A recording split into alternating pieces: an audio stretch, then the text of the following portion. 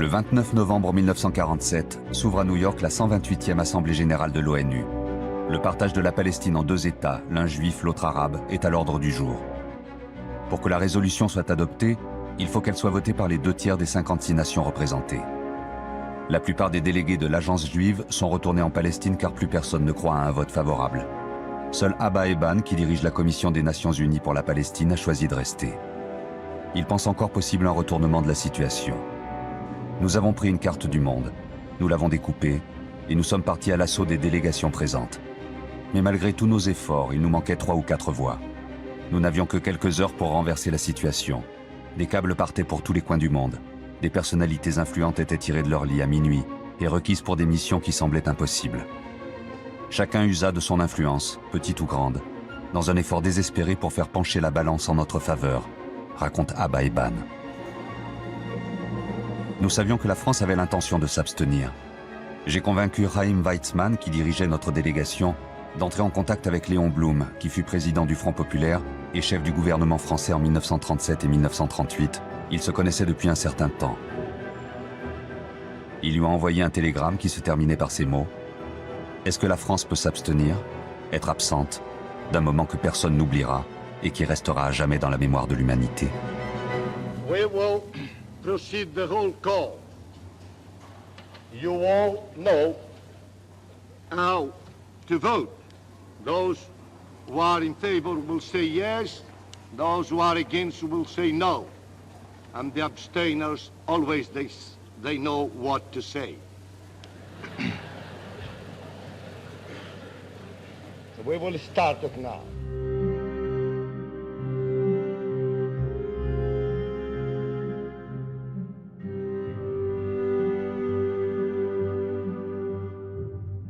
En 1896, un jeune journaliste austro-hongrois, Theodor Herzl, effaré par la montée de l'antisémitisme dans toute l'Europe et profondément marqué par l'affaire Dreyfus, publie L'État des Juifs. Il y écrit « Si vous le voulez, ce ne sera pas un rêve. Qu'on nous donne la pleine souveraineté sur une parcelle suffisante de la surface du globe, de manière à satisfaire les besoins légitimes de notre peuple. Nous nous occuperons de tout le reste. »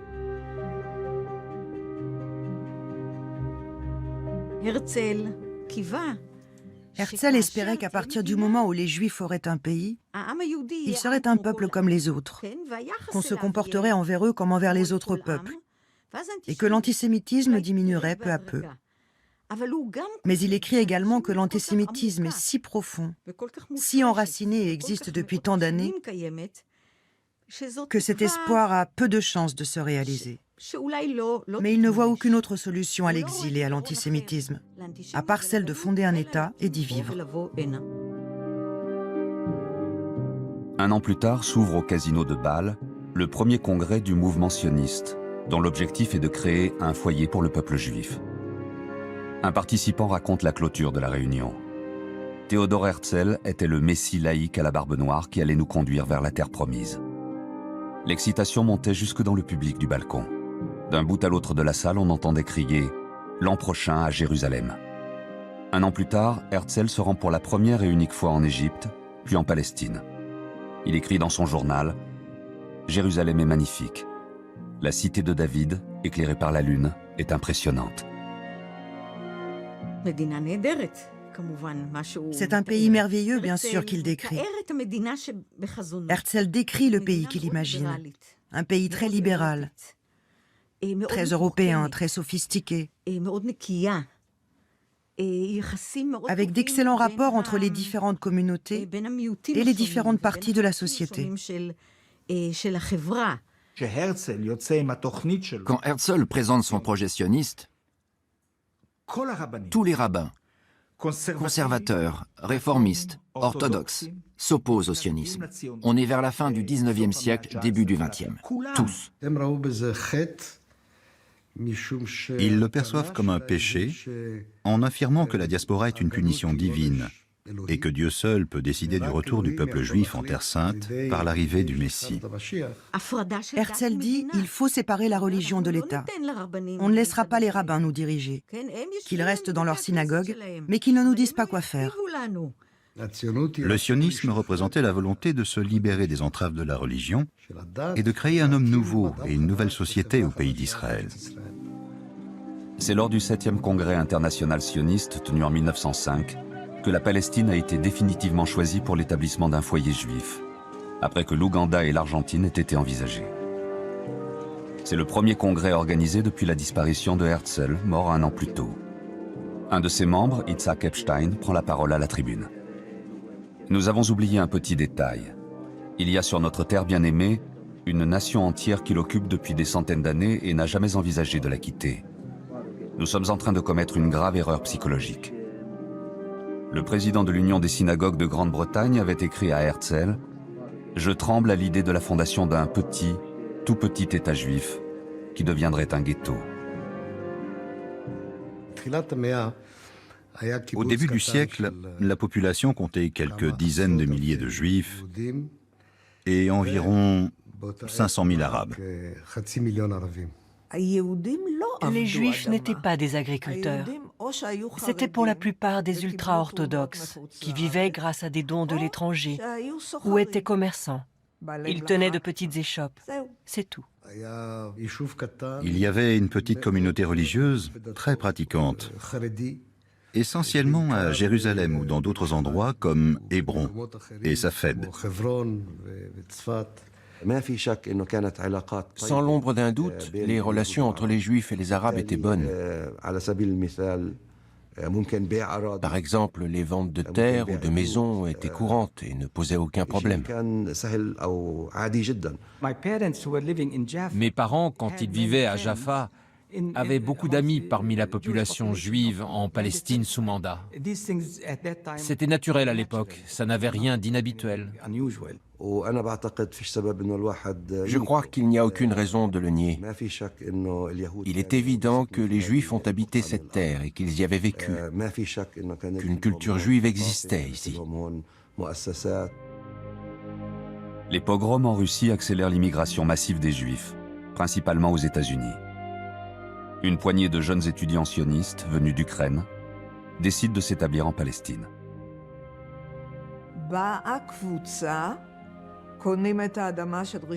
Un petit groupe arrive, achète un bout de terre à Rishon LeZion et s'y installe. L'une des choses les plus étranges est que les Juifs disent dès le début « c'est notre pays ». Et les Arabes l'entendent. En fait, au moment où le premier Juif arrive, les prémices du conflit arabo-juif commencent. De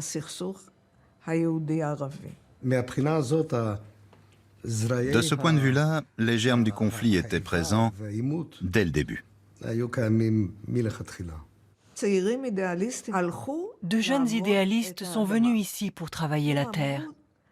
Ils se sont dit « Nous allons créer une colonie exemplaire en Israël ». Nous avons des textes de 1907-1908 qui disent « Cette histoire est un gigantesque projet pour nous remplacer chez nous ».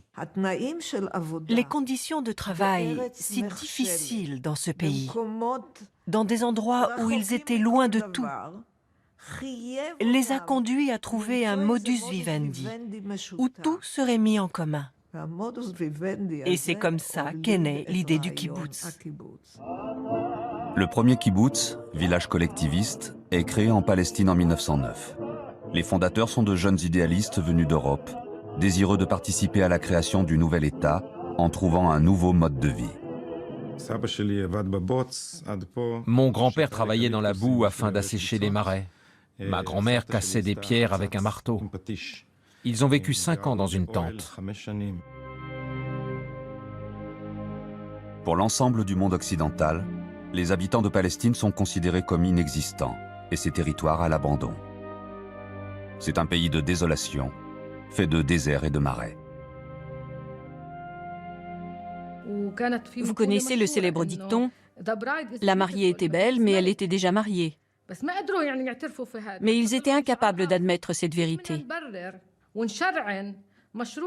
Et ils ont donc inventé leur fameux slogan pour justifier et légitimer leur projet de s'installer sur les terres de la population locale.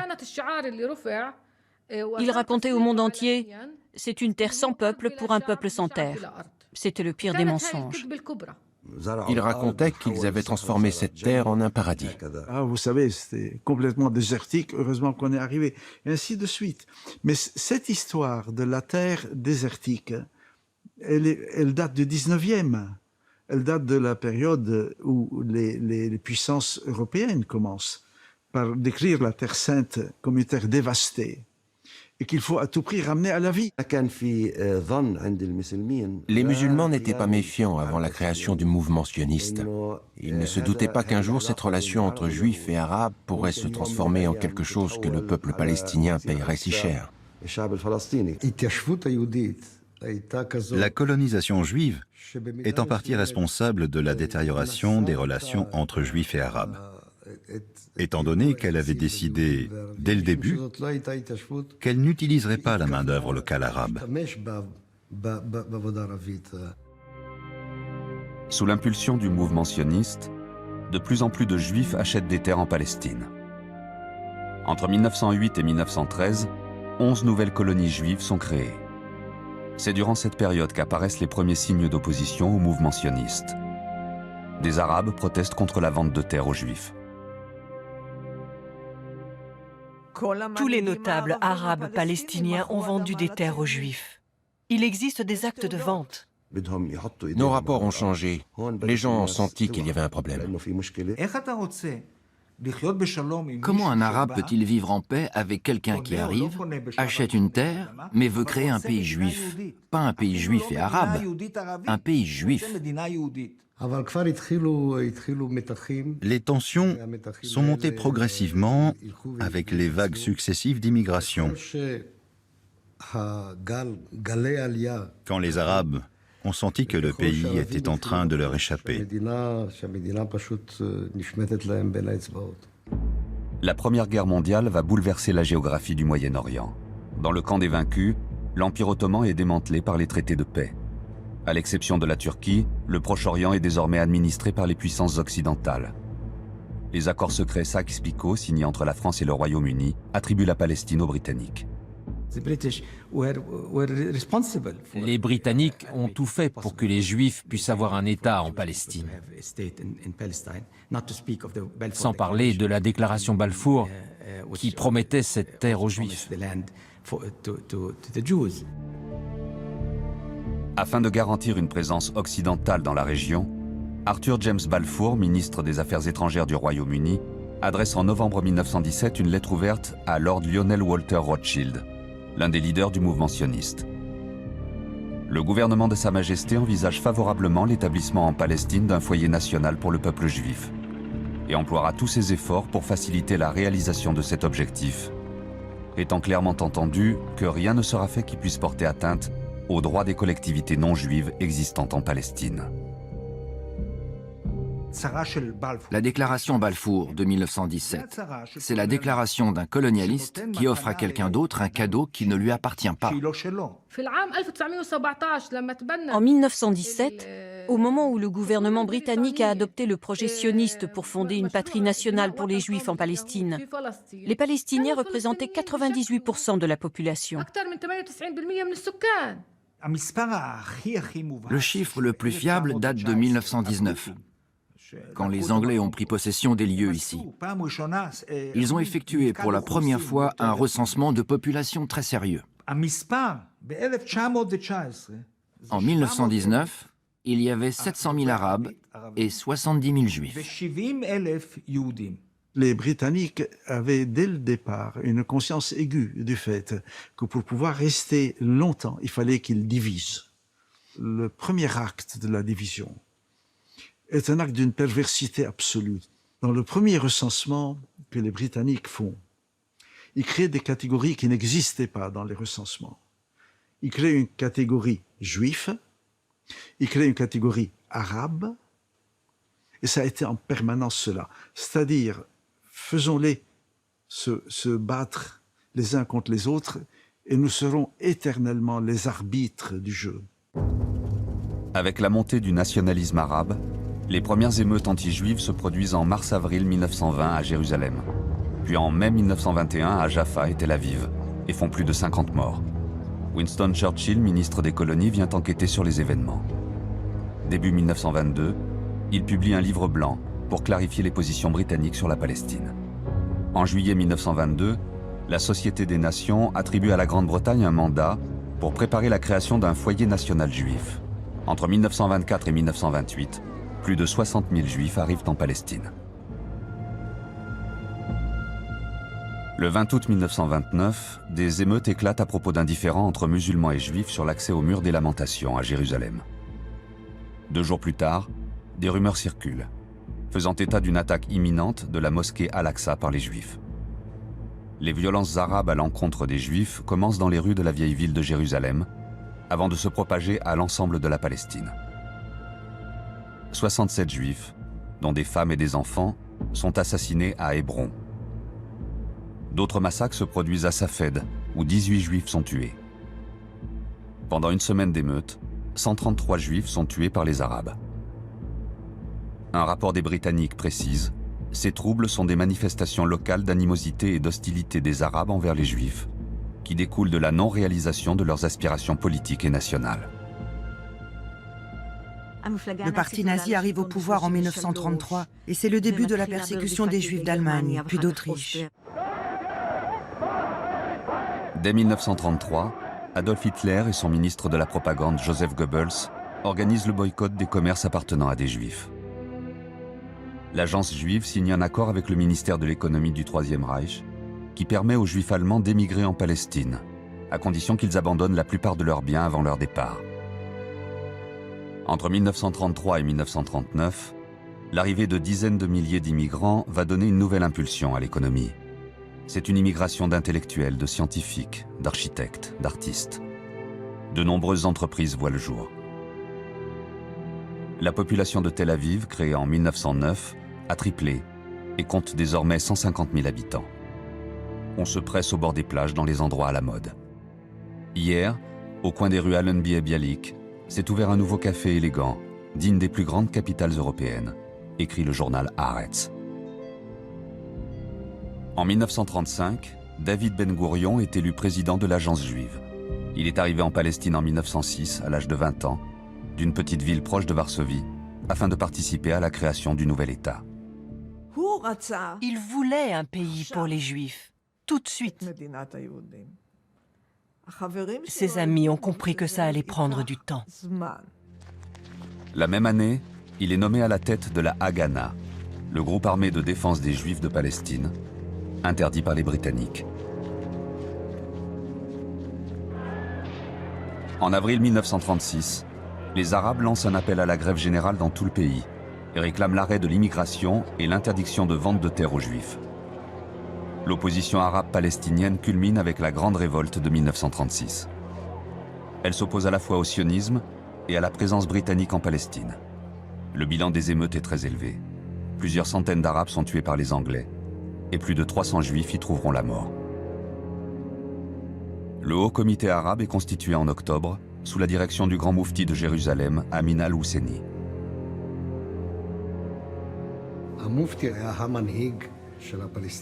Le moufti a été le dirigeant du peuple palestinien. C'était un homme horrible dont le nationalisme était pro-nazi. Non seulement parce que les nazis étaient les ennemis des Britanniques et des Juifs, mais aussi parce qu'il sympathisait avec l'idéologie nazie. C'est un aveuglement absolu, cette folie du moufti de Jérusalem qui va se jeter dans les bras de Hitler à Berlin. Le moufti s'est rendu à Berlin et a tenté de créer des sections SS, de SS musulmans. Il voulait former une unité conjointe avec l'armée allemande pour venir en Palestine, combattre et tuer des Juifs. Le moufti n'avait pas vraiment d'importance en Allemagne. Hitler se fichait pas mal du moufti, mais il s'est lié avec Eichmann. Eichmann, au début de 1936, dirigeait le département juif de la Gestapo chez les SS. Et il a été envoyé ici pour comprendre comment vit l'ennemi. c'est-à-dire pour apprendre l'hébreu, apprendre les coutumes, la façon de vivre, pour revenir ensuite en Allemagne et savoir en face de qui il se trouvait, afin de s'en occuper, comme il disait.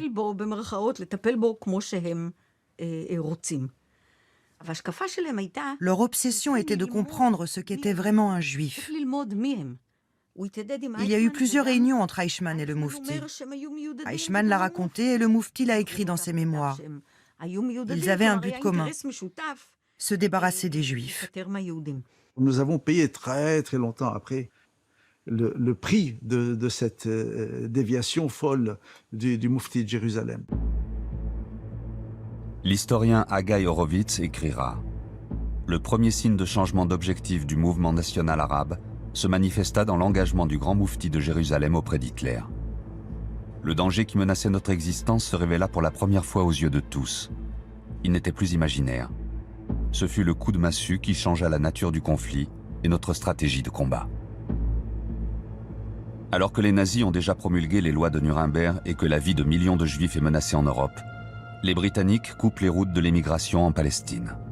Pour ceux qui veulent fuir le Reich, les alternatives sont peu nombreuses, car les autres nations ferment également leurs portes aux Juifs. C'est le cas notamment des États-Unis, où les quotas d'immigration fixés par le Congrès restreignent drastiquement l'arrivée de réfugiés en provenance d'Allemagne et d'Autriche. En juillet 1938, la conférence d'Évian consacrée à l'accueil des Juifs persécutés en Allemagne se clôt sur un échec. Sur les 32 pays représentés, aucun n'acceptera d'ouvrir ses frontières aux Juifs persécutés. Devant les menaces de guerre avec l'Allemagne, les Anglais qui veulent éviter que les Arabes ne rejoignent les forces de l'Axe organisent la conférence de Saint James en février 1939. Elle réunit pour la première fois Juifs et Arabes. Mais les délégations arabes refusent de siéger avec les représentants de l'agence juive. Plus que jamais, la Palestine apparaît aux yeux des Britanniques comme une poudrière. Ils publient alors un nouveau livre blanc qui réduit considérablement l'arrivée de nouveaux immigrants et affirme sans équivoque qu'il n'est nullement dans leur intention de créer un État juif en Palestine.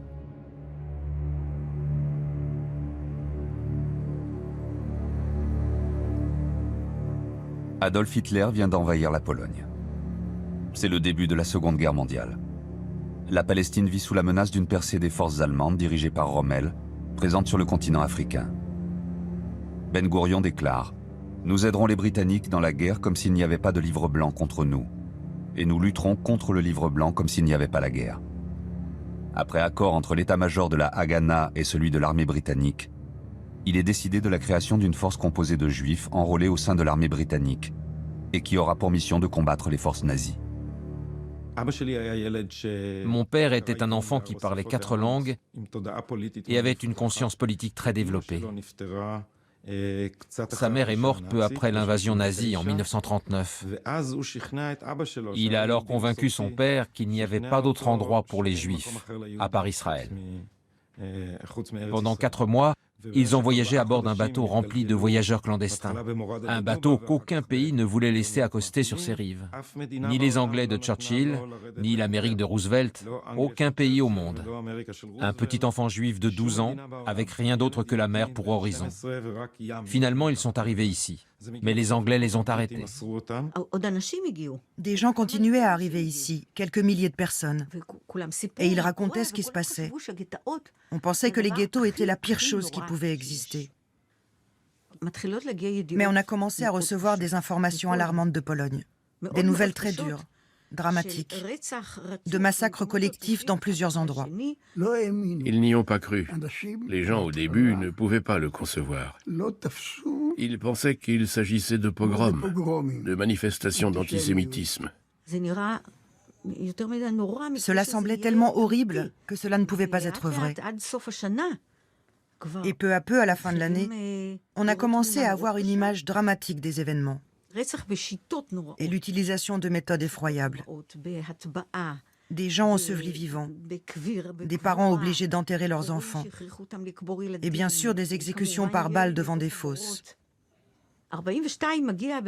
En 1942, un télégramme est parvenu ici disant qu'Himmler avait décidé de tuer d'ici la fin de l'année entre 3,5 millions et 4 millions de juifs, avec un gaz qui s'appelle l'acide prussique, et dans des endroits spécifiques. Ce télégramme paraît si invraisemblable qu'il est resté au fond d'un tiroir. Un premier groupe arrive et parcourt le pays en disant « Camarades, c'est ce qui se passe. Tout est vrai. C'est terrible. Ils font ça méthodiquement. » Comment peut-on entendre une chose pareille quand toute votre famille vit en Europe? Car cela signifiait qu'ils n'avaient plus de famille ni de communauté. La Seconde Guerre mondiale prend fin. Mais la victoire des Alliés sur l'Allemagne nazie ne va pas infléchir la politique des Britanniques. Londres refuse toujours l'immigration de rescapés en Palestine, alors que 100 000 survivants juifs d'Europe n'ont nulle part où aller.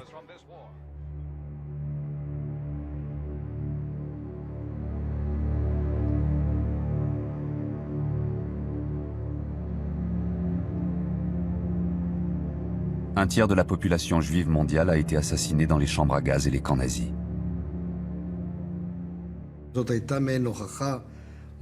C'était la preuve que les sionistes avaient raison. Un peuple qui n'a pas de pays est un peuple qui peut être mené comme du bétail à l'abattoir. Mais aussi parce que les rescapés de la Shoah n'avaient pas où aller.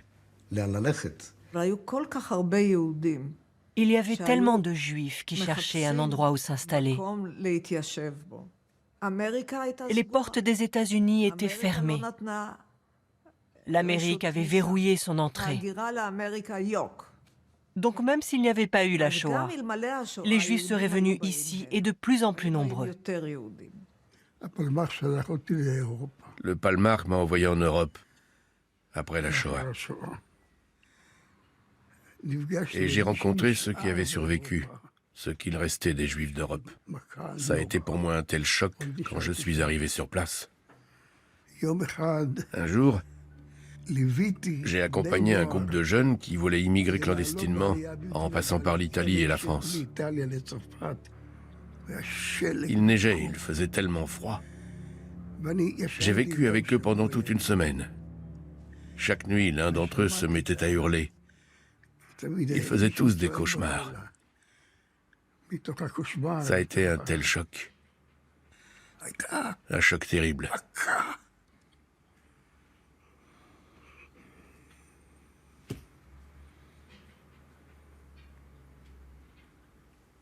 Ça m'a marqué à vie. Après la guerre, de nombreux survivants étaient désemparés, déboussolés. Une grande partie d'entre eux, à cause de cette souffrance et l'impression d'être restés seuls au monde. Les gens étaient tellement traumatisés qu'ils ne pouvaient plus parler ou raconter ce qui s'était passé. La plupart avaient perdu toute leur famille. Quand on rencontrait une famille qui avait ses grands-parents, on se demandait « Comment est-ce possible ?» Ça ressemblait aux histoires que l'on lisait dans les livres. Ça ne pouvait pas exister. Je suis né en septembre 1946, dans un camp pour réfugiés juifs, en Autriche, près de Linz. Les 2 premières années de ma vie, je les ai passées enfermé dans ces camps. J'y ai grandi. Les Juifs survivants se retrouvent dès 1945 dans les DP Camps, des camps pour personnes déplacées en Allemagne et en Autriche. Enfermés derrière des barbelés, traités sans ménagement par les soldats alliés, ils ne veulent pas retourner dans les pays où leurs familles ont été assassinées. Un haut fonctionnaire américain rapporte au président Truman « La situation est telle que nous traitons les Juifs comme les nazis les traitaient, sauf que nous ne les exterminons pas. » La guerre était terminée, mais la Shoah, elle, ne l'était pas. Parce que quand des Juifs ont commencé à revenir en Pologne, en Lituanie, en Slovaquie, en Hongrie, en Roumanie, pour retrouver leur maison, elles étaient occupées par d'autres gens, et on les tuait. Rien qu'en Pologne, on a massacré plus de 2000 Juifs entre 1945 et 1946. On cite toujours le pogrom de Kielce, mais c'était juste un pogrom parmi tant d'autres. Nous sommes partis de Pologne pendant l'été 1946, après le pogrom de Kielce. On aurait pu partir aux États-Unis. Mais ma mère avait dit qu'après la Shoah, il fallait aller à l'endroit où vivaient les Juifs. Nous sommes arrivés à bord d'un bateau grec, sans autorisation des Anglais. On nous avait donné des faux papiers. Et le jour même de notre arrivée, il y avait le couvre-feu. Et ma mère m'a dit, « Mon Dieu, où est-ce qu'on est arrivé? C'est quoi cet endroit ?» L'opération Igloo va permettre aux Britanniques de déporter à Chypre les Juifs qui tentent d'atteindre la Palestine. Déportation que dans leurs notes internes, ils appellent par pudeur le transbordement et le déplacement, afin de ne pas évoquer les déportations.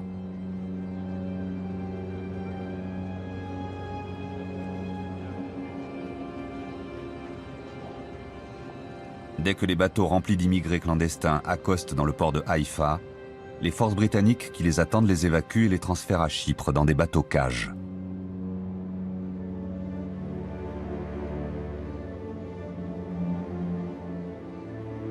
Plus de 50 000 Juifs vont transiter dans ces camps entourés de barbelés et gardés par des militaires armés. La majorité d'entre eux sont des survivants de la Shoah. La philosophe Hannah Arendt écrit « Les camps d'internement à Chypre ne sont possibles que parce que le monde entier considère cela comme humain par rapport à Auschwitz. » La Grande-Bretagne, si on regarde bien toutes les décisions quand ils se mettent à bloquer l'immigration juive, etc., c'est pas qu'il y a eu un changement fondamental politique, c'est qu'ils savent qu'ils sont en train d'être délogés. En juin 1946, les Anglais déclenchent l'opération Agatha. Lors d'une perquisition, ils ont trouvé des documents confirmant que l'agence juive approuve les opérations de sabotage. Ils décident de frapper un grand coup. 2700 personnes sont arrêtées. C'est un coup très dur pour les sionistes. Un mois plus tard, des hommes du Lehi, un groupe paramilitaire juif, font exploser l'hôtel King David, le quartier général britannique, provoquant la mort de 91 personnes. Paradoxalement, cet attentat condamné dans le monde entier va précipiter les événements et jouer en faveur de la cause sioniste. Les Britanniques comprennent qu'ils ne pourront bientôt plus faire face à des organisations juives de mieux en mieux organisées. Le Royaume-Uni finit par opter pour la voie du retrait. Peu à peu, l'atmosphère d'hostilité a augmenté jusqu'en 1947, où la situation s'est complètement dégradée. À la demande des Britanniques, l'ONU nomme en avril 1947 une commission d'enquête internationale. Le rapport final recommande la création d'un État juif et d'un État arabe. Surprise par cette décision, la Grande-Bretagne refuse cette proposition de partage et déclare qu'elle abandonnera son mandat dans un délai de 6 mois. Il n'y a aucun doute que la Shoah avait influencé une grande partie des membres des Nations Unies et que la mission de l'ONU, qui est venue ici et qui a vu les camps de réfugiés des Juifs en Europe, en a conclu qu'après ce qui s'était passé, il fallait donner un pays aux Juifs. Ce que la direction palestinienne n'a pas vu en 1948, c'est que l'Holocauste avait eu lieu et que la terre entière était convaincue qu'il fallait une réparation aux victimes et que la réparation fondamentale aux victimes était l'émergence d'un État juif, que c'était la seule réponse adéquate à la barbarie nazie. Alors que se déroulent les travaux de cette commission, le Mossad va tenter de forcer les Britanniques à ouvrir les portes de la Palestine aux Juifs. Il affrète un vieux bateau nommé pour la circonstance Exodus 1947.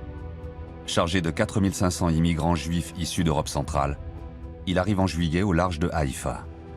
La plupart des passagers ont survécu au camp de la mort nazi. Plutôt que de croupir dans les camps pour personnes déplacées, ils ont préféré rejoindre des filières clandestines de transit vers la Palestine. Mais alors qu'ils s'imaginent pouvoir enfin fouler du pied la terre promise, la Royal Navy arraisonne l'embarcation. Dans la cohue, 3 passagers sont tués et une centaine d'autres sont blessés. Il y a eu des affrontements terribles pendant tout le trajet. Et de Haïfa, ils nous ont expulsés et renvoyés en France, puis à Hambourg. Cette histoire bouleverse l'opinion mondiale. Les Britanniques doivent à présent composer avec une opinion internationale plutôt favorable à un règlement le plus pacifique possible du problème juif. À l'ONU, les délégations s'apprêtent à voter pour décider de l'avenir de la Palestine. David Ben Gourion écoute à la radio les premiers résultats du vote. À ses côtés, Eleanor Roosevelt, la veuve du président. C'est elle qui a pesé sur la décision d'engager les États-Unis dans la Seconde Guerre mondiale. Et elle a joué un rôle déterminant dans la création de l'Organisation des Nations Unies.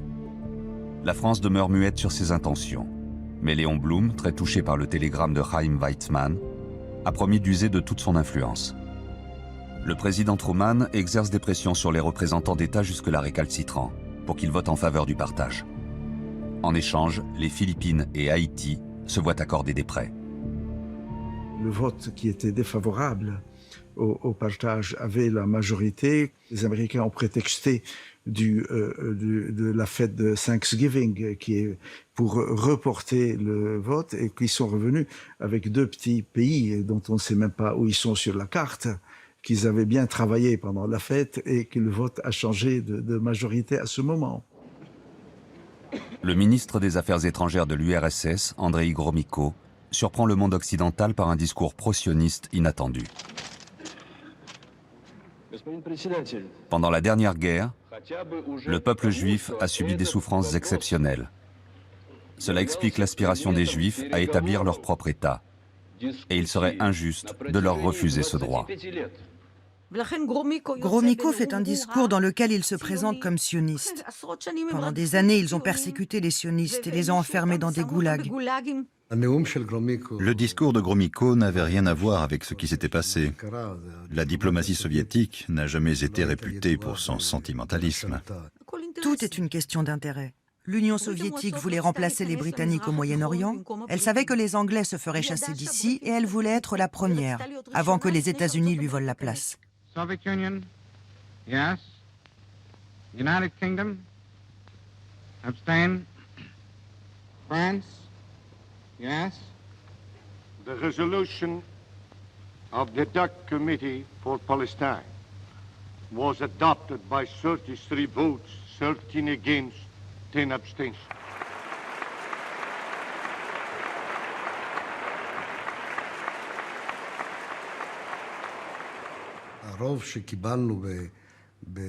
La majorité que nous avons obtenue lors de la décision du partage en novembre 1947, nous n'aurions jamais pu l'obtenir. Et même comme ça n'a pas été simple de l'obtenir. On dit que la décision a eu lieu à cause de la mauvaise conscience des Occidentaux vis-à-vis de la Shoah. Excusez-moi, mais où était votre conscience avant cela? Tout à coup, ils ont des états d'âme? C'est l'un des grands paradoxes de ce pays. Il s'est construit sur la plus grande tragédie de l'histoire du peuple juif.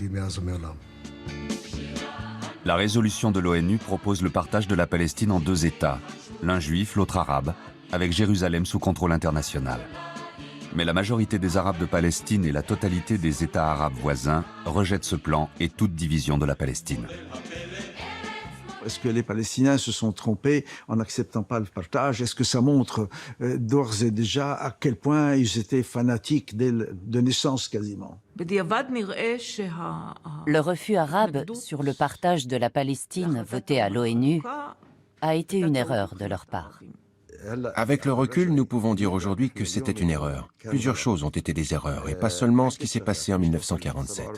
Mais de leur point de vue, ce n'était pas une erreur. Ils n'étaient pas du tout prêts à accepter un pays juif. Vivre à côté d'un pays juif, certainement pas. Toutes les tentatives d'Israël pour un partage en deux pays ont toujours échoué à cause des Palestiniens.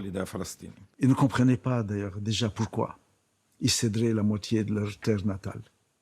Il y a une incompréhension dans la société en disant « mais pourquoi après ?» Est-ce que si les Arabes avaient dit oui à ce moment-là, les choses auraient vraiment pris une autre direction? Est-ce que ça aurait mené à une situation meilleure ou pas?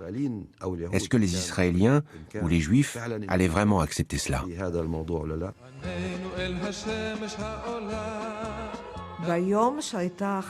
Le jour de la déclaration de l'ONU, j'étais très jeune et je dormais déjà. Ma mère est venue me réveiller afin que je me souvienne du jour de la création de l'État. Elle m'a dit, on a donné un pays aux Juifs.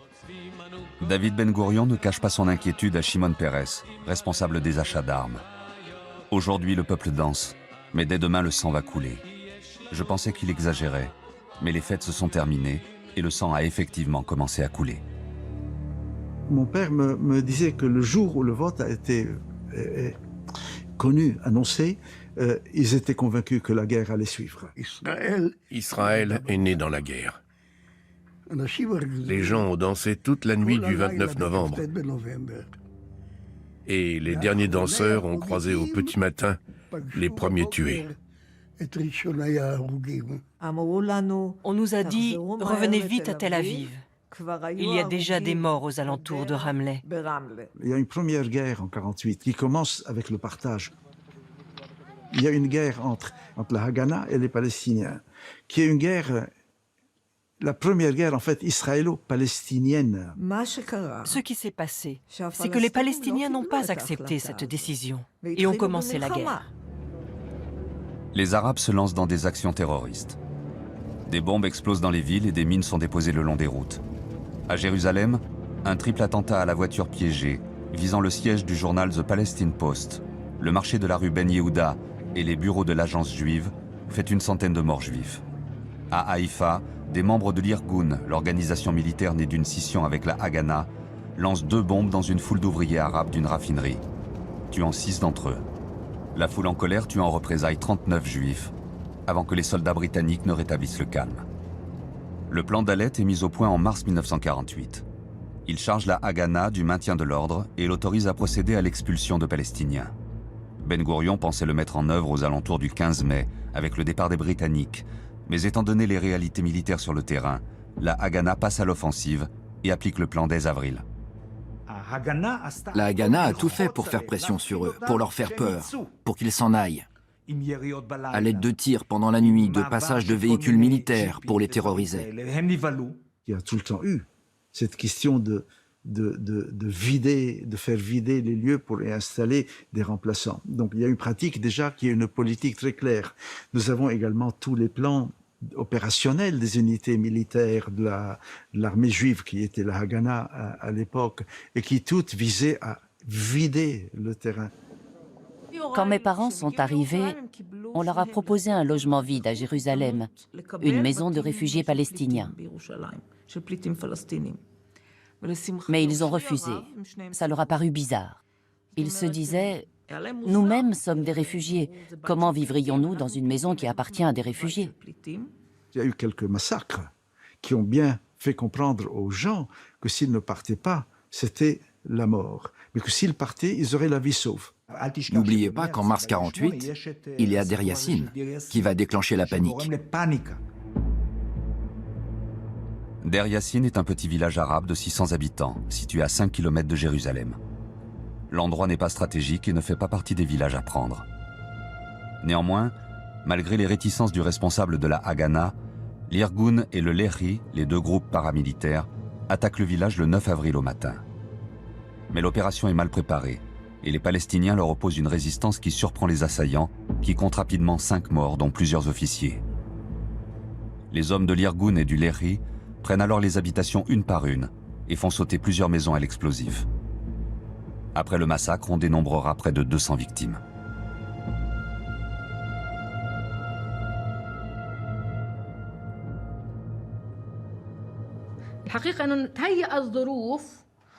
Ils ont créé des conditions et organisé des opérations mises au point pour terroriser les gens.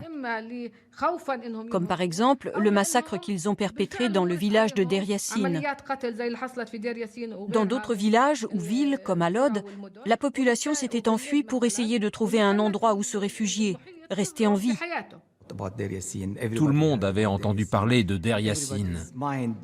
Et tout le monde avait à l'esprit que si l'on restait, les forces israéliennes nous tueraient aussi, comme à Der Yassin. Il valait donc mieux ne pas rester et se laisser massacrer. Les rumeurs sur Der Yassin terrorisent les gens. Ils sont certains que les sionistes vont venir tous les tuer. On sait bien qu'ils n'ont jamais eu cette intention. Mais en faire fuir le plus grand nombre possible, ça oui. Der Yassin a été utilisé très tôt comme arme psychologique afin d'effrayer de plus en plus d'Arabes pour les contraindre à fuir leur maison.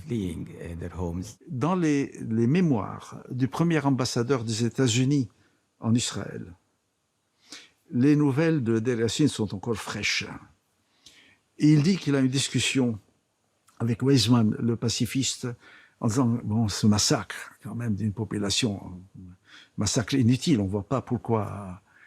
Et Weizmann a cette phrase qui vous donne, glace le sang. Weizmann, le pacifiste, dit, ce massacre fut une simplification, je cite, une simplification miraculeuse des tâches d'Israël. Il a convaincu ceux qui étaient récalcitrants qu'il fallait qu'ils partent. Nos enfants apprennent que, bon, c'est vraiment triste qu'ils soient morts, mais ce n'est pas si important. Ce qui est important, c'est que l'on est un pays. Le 14 mai 1948, une foule en liesse déferle dans Tel Aviv, avec des drapeaux ornés de l'étoile de David. À Tel Aviv, puisque Jérusalem est encerclée et inaccessible, Ben Gourion, debout sous le portrait de Théodore Herzl, déclare d'une voix ferme « Nous proclamons la fondation de l'État juif, qui portera le nom d'État d'Israël. Nous tendons la main de l'amitié et de la paix à tous les États qui nous entourent. Il y a suffisamment d'espace dans ce pays pour nous et pour les Arabes. » L'État d'Israël est né. Le rêve devient réalité.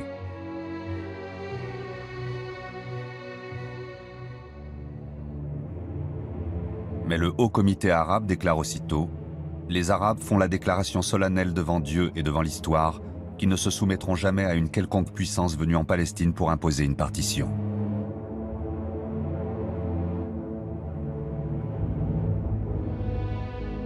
La Grande-Bretagne met officiellement fin à son mandat et ses troupes vont prendre le chemin du retour. Le commandant britannique remet symboliquement les commandes de la terre de Palestine aux leaders sionistes.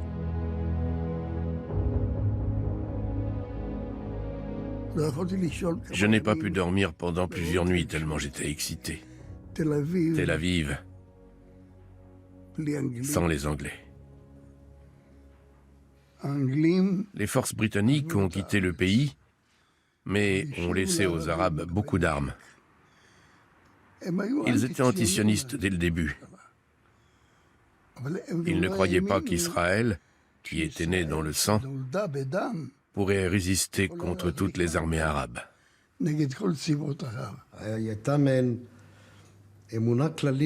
La plupart des diplomates et des dirigeants du monde entier, et même certains des dirigeants sionistes, avaient de sérieux doutes sur la possibilité que le nouvel État puisse résister face à l'attaque des armées arabes. Les armées des États arabes voisins envahissent l'ancienne Palestine mandataire. La première guerre israélo-arabe a commencé. Des avions égyptiens bombardent Tel Aviv. Moins de 3 ans après la libération des camps d'extermination, l'immense majorité des Juifs de Palestine considèrent qu'ils poursuivent le combat pour leur survie. C'est sûr que c'est une erreur de déclarer la guerre lorsqu'on n'est même pas préparé au combat. Il ne faut pas oublier que ce sont les Arabes qui ont provoqué la guerre et qui l'ont perdue. Est-ce qu'Israël aurait dû mieux se comporter? Oui. Il y avait tout le temps des annonces disant « Si vous partez par la route côtière qui va de Haïfa, je prends notre cas, vous serez sains et saufs, il n'y aura rien, vous échapperez. » Ils ont été mis dans des camions. Entre Haïfa et Tel Aviv, presque tous les habitants des villages ont été expulsés. Les gens se sont sentis en danger. Ils ne pouvaient pas rester. Ils ont tous pensé, et c'était le cas de mes parents, qu'ils partiraient de Jaffa, seraient à l'abri, comme le font les gens pendant les guerres, et qu'ils pourraient revenir une fois la guerre finie.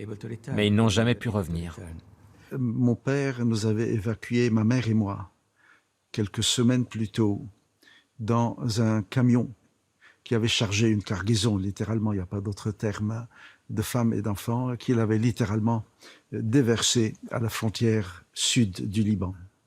Et quand la ville est tombée, mon père et ma sœur ont été vers le port. Et il y avait une des dernières embarcations qui appareillait de la ville. Et ils se sont mis dedans. Et c'est par la mer qu'ils sont arrivés dans leur exil libanais. Quelqu'un qui a vécu la Nakba m'a raconté. En sortant, nous avons trouvé des bateaux qui nous attendaient sur les plages de Jaffa pour partir. Ces bateaux étaient venus seuls?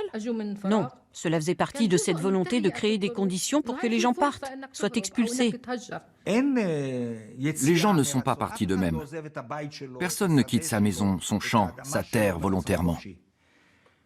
En temps de guerre, les gens ont peur et s'enfuient,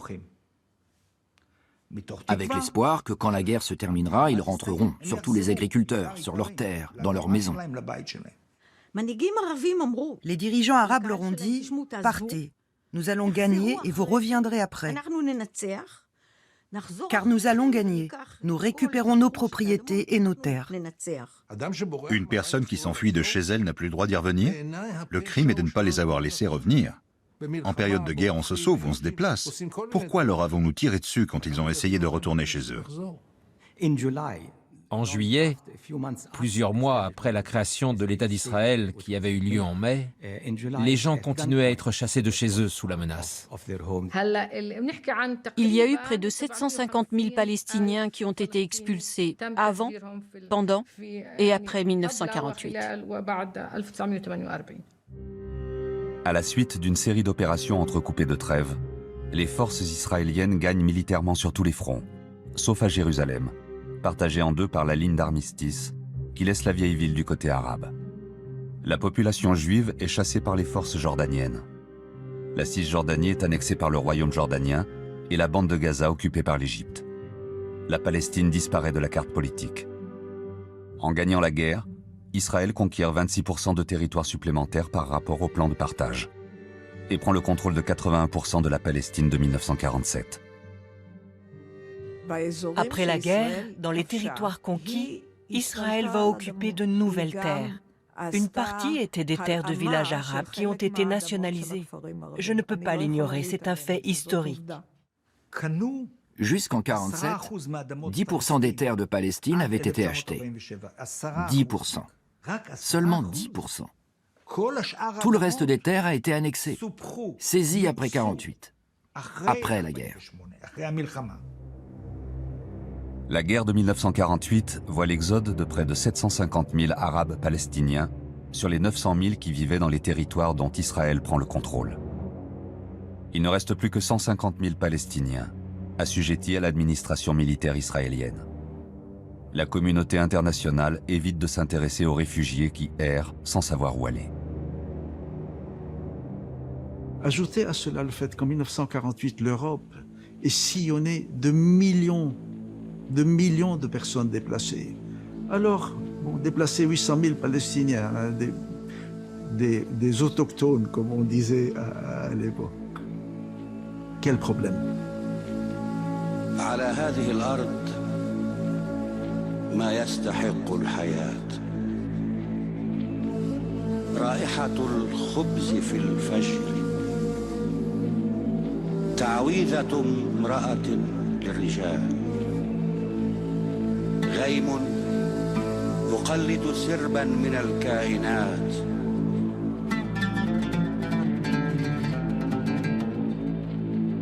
على هذه الأرض سيدة الأرض أم البدايات أم النهايات كانت تسمى فلسطين صارت تسمى فلسطين فلسطين